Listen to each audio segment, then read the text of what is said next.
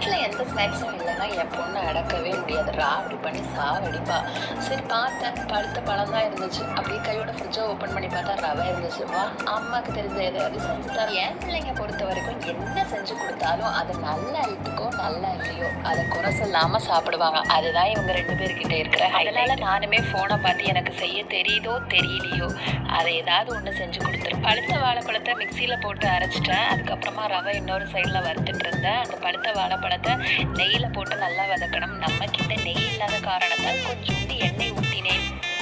முந்திரி சேர்த்துருந்தாங்க. முந்திரினே இல்லை, அதற்கு பதிலாக தேங்காயை நல்லா எண்ணெயில் போட்டு வதக்கி, முந்திரிக்கு பதில் தேங்காய் சாப்பிடுங்க, இது ஹெல்த்தி தான் அப்படின்னு சொல்லிட்டு அதை ஒரு பக்கமாக வதக்கிட்டு இருந்தேன். அது கிளறி வச்சிருக்க பழத்தில் பார்த்தீங்கன்னா ரவையை கொட்டிட்டு நல்லா கிளறி விட்டேன். கிளறி விட்டதுக்கு அப்புறமா ஒரு 1.5 டம்ளர் பால் இருக்கும். அந்த பாலையும் அதில் நல்லா ஊற்றி கொஞ்சம் அந்த ரவை வேகிற தன்மைக்கு வர மாதிரி கொஞ்சம் நேரம் போட்டு கிளறிக்கிட்டே இருந்தேன்.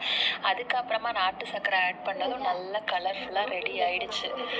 இந்த ரெடி ஆகிற டைம்லேயே என் பிள்ளைங்க என்னம்மா வாசம் மூக்கு தொலைக்குது அப்படின்னாங்க. டே கண்ணு வைக்காதீங்கடா, வராமல் போயிட போகுது அப்படின்னு. ஆக்சுவலாக நமக்கு சமையலே கொஞ்சம் அரைகுறை தாங்க.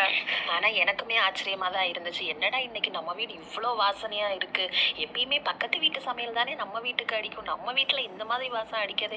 பரவாயில்ல சிவி, நீயும் கொஞ்சம் டெவலப் ஆகிட்ட அப்படின்னு சொல்லிட்டு நான் மைண்டில் நினச்சிக்கிட்டேங்க. அப்புறமா தான் யோசிச்சேன், அடட இது பண்ணுறதுக்கு இலை வேற வேணுமே, என்ன பாப்பா பண்ணுறது அப்படின்னு. ஒன்றும் பயந்துக்காதம்மா, உனக்கு நான் திருடி எடுத்துகிட்டு வரேன் அப்படின்னா. திருடியா? உன்னை யாராவது பிடிச்சிட்டு போயிட போகிறாங்க பாப்பா. இல்லைம்மா, அங்கெல்லாம் என்னோட ஃப்ரெண்ட்ஸ் தாம்மா அந்த அம்மா அப்படின்னா.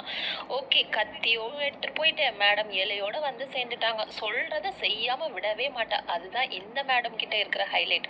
கத்தி எங்கே சொல்லி வச்சுருக்காங்க பார்த்தீங்களா? இந்த டெக்னிக்லாம் இந்த யூடியூப் வீடியோஸ் பார்த்து கற்றுக்கிறதுங்க. இப்போ இருக்கிற பிள்ளைங்க பயங்கர இதாக இருக்கிறாங்க.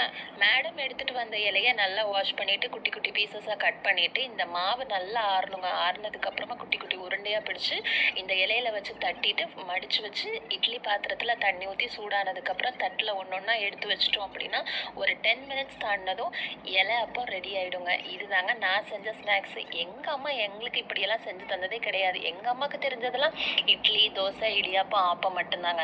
ஸ்நாக்ஸ்ன்னு கேட்டோம் அப்படின்னா எங்கள் அம்மா எங்கள் ஊரில் ஃபேமஸான சுருக்கா தாங்க அவனை செஞ்சு தருவாங்க.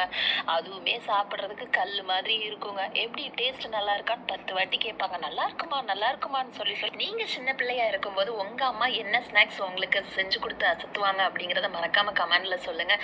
கூடவே அந்த லைக் பட்டனையும் அப்படியே அந்த ஃபாலோ பட்டன்